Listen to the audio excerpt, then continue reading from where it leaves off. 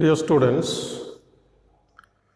in the previous classes we have discussed how to organize data into tables and summarize data using graphs. Another method of summarizing data is to compute numbers. Compute numbers such as averages, percentages, etc. that describe the data. And numbers used to describe data are known as descriptive measures. Descriptive measures. Numbers used to describe data are known as descriptive measures. And we will consider various descriptive measures. We start with the measures of center. Descriptive measures that describe the center or most typical value in a data set. Then we derive the measures of variation. Measures of variation.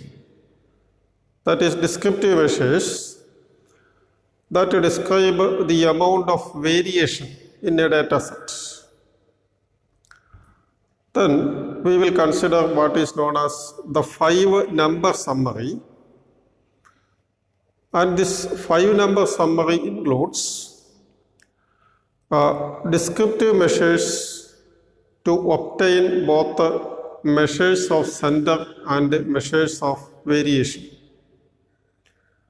5-number summary includes both measures of center and measures of variation.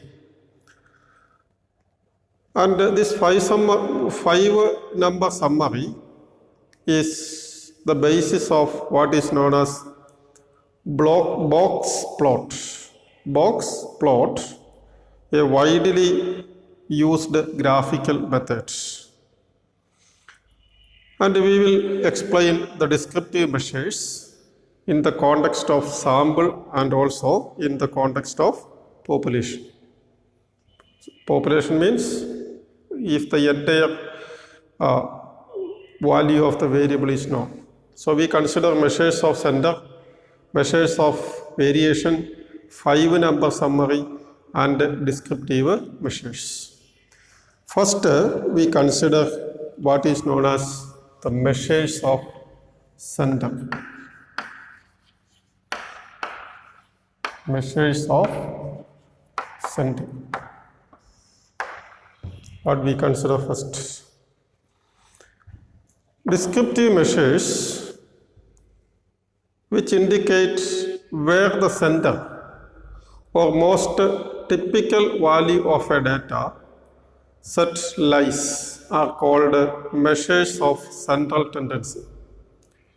Descriptive measures which tells us where is the center of the data or where is the most typical value of the data set is known as the measures of center or simply the measures of center or simply or measures of central tendency.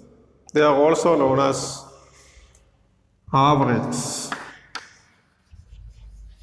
Averages. Measures of center, measures of central tendency or what is known as averages.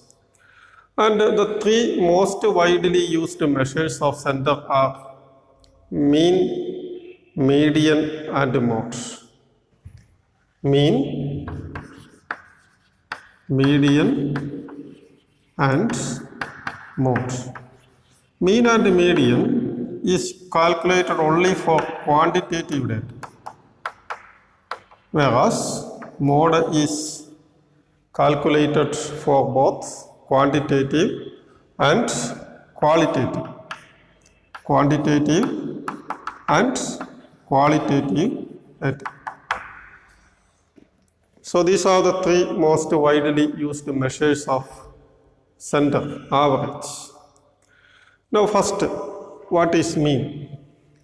It is known to you that mean of a data set is obtained by summing all the observations and divide it with the number of observations. Now consider this data set, a total of 13 observations. N is equal to 13. 1, 2, 3, 4, 5, 6, 7, 8, 9, 10, 11, 12, 13. You add it together, etc., etc., and you will get the total as, you will get the total, the value of, if you add it together these values, the total is 6290. Divide it with 13, you will get the mean as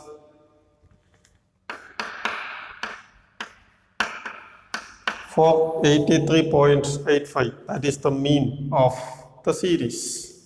We will discuss the formula for calculating mean, etc. later. So add it together, the observations, divide it with the number, you will get the mean. The second is the median. The median of a data set is the number that divides bottom 50% from the top 50%, or it is the middle of the observations. Median is the number which divides the top 50% of the data set from bottom 50%. And to calculate the median, the steps are, first you arrange the data in ascending, increasing order. See, this is the data set arranged in increasing order, starting with the smallest value, ending up with the largest. Then, if the number of observations is odd, if the number of observations is odd, number is odd, then the median is exactly the middle of the ordered set.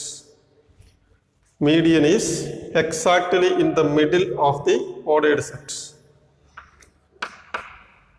If the observations is even, then median is the mean of the two middle numbers. Mean of two middle numbers if the observations is even.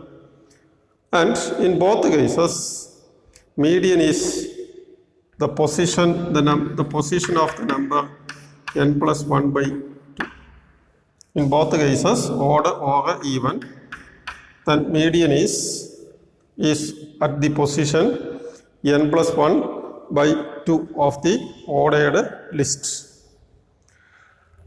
Now let us see what is median in this case. Now n is 13 plus 1 by 2 is 14 by 2, that is 7. So 1, 2, 3, 4, 5, 6, 7. Median is 400. Median, this is the set is order, so middle is 400, exactly in the middle. That is 7. That is, as n plus 1 by 2 is 7, median is 400 of the ordered data set. Ordered data set. So mean is 483. Median is, what is median? Median is 400. Now the third one is the mode. To calculate mode, the procedure is find the frequency of each value in the data sets. Find the frequency of each value in the data sets. If no value occurs more than once, there is no mode.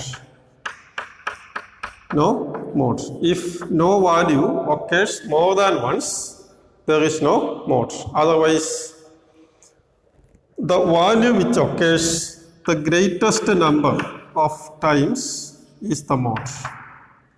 The greatest number of times is the mode. As you can see, 300 occurs 6 times, 400 occurs 2 times, 450 2 times. These are only one seeds. So mode is 300. For this data set, mean is this, median is this, mode is this, 300. Because 300 is the data which occurs most number of times. It is also possible that a data set may have more than one mode. More than one mode. Such data sets are known as bimodal. We will see that later. So in some cases, there will be more than one mode.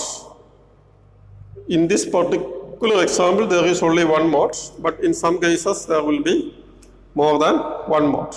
For example, if 300 occurs, say 6 times, 400 also occurs 6 times, then we will say that it has 2 modes. 300 is mode, 400 is also mode. Now, if you compare mean, median and mode, mean is calculated by sum of observations divided by number of observations. Median is the middle value of the ordered set obtained by n plus 1 by 2th item. Mode is the most frequent value. And as you can see, in this example, mean is greater than median and mode. Mean is greater than median and mode. This may be because mean is strongly affected by what is known as a few large values like 800, 940 and 1050. Or stated differently, mean is influenced by extreme values. That is, they are not resistant to extreme observations, whereas median is not. Median is resistant to extreme values, mean is not. So if in your data set there are extreme values, median is a better measure than mean. A classic example is if you have data on income distribution and if there are a few rich persons, arithmetic mean is affected by the income of these rich persons, whereas median is not affected by the income of these rich persons. So in the case of income distribution, as a measure of average, we use median rather than mean. Mean is better if extreme values are not there. Now, let us see these measures of center in the form of a graph. Now,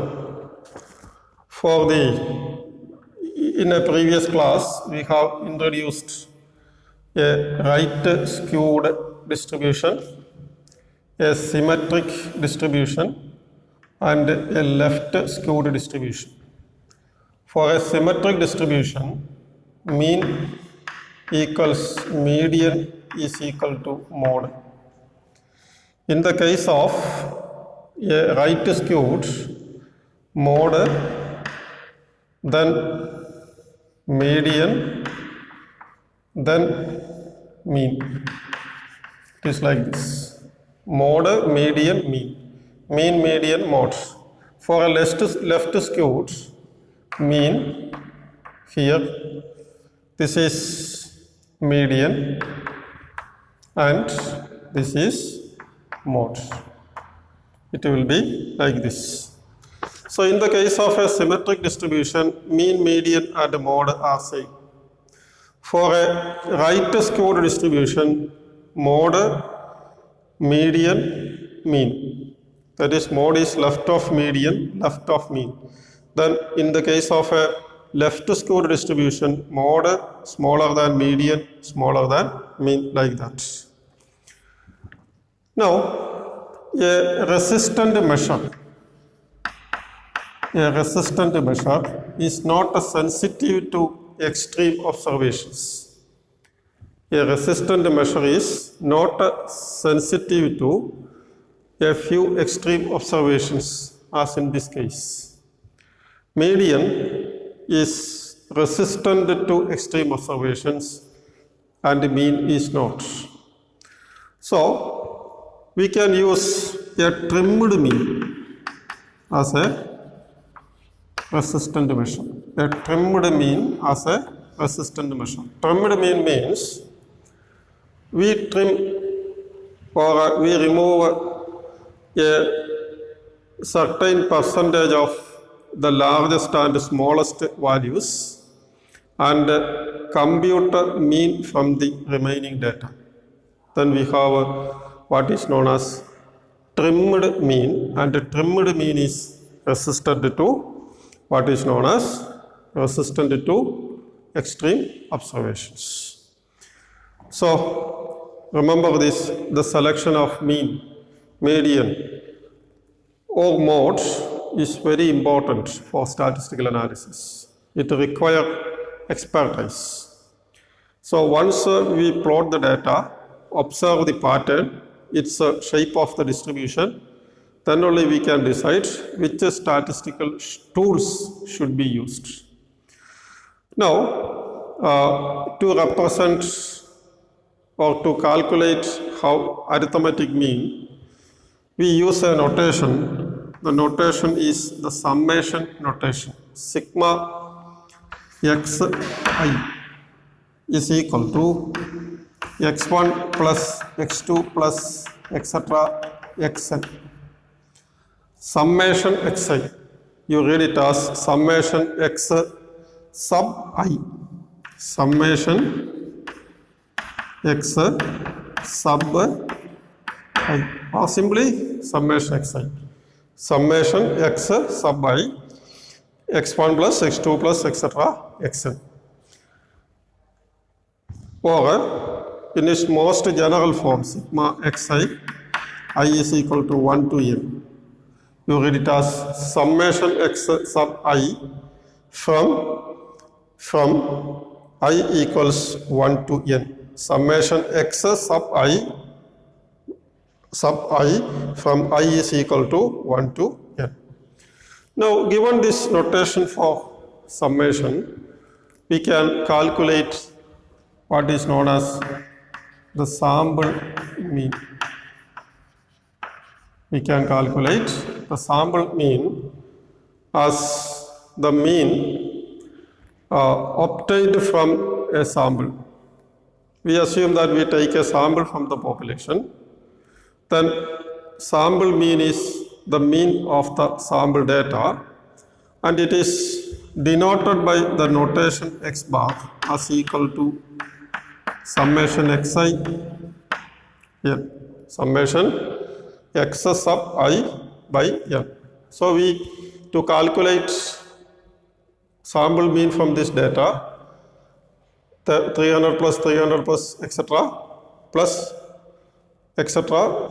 divided by 30. That will give you what is known as the sample mean, where n is the sample size. In our example, it is 13. So these are the measures of center. Remember this, of these measures of center, for inferential statistics, we use sample mean and sample median. Mode is not extensively used. Mean and median are used. Median is preferred to if the data has extreme observations. If there are no extreme observations in the data set, mean is better. That is measures of center.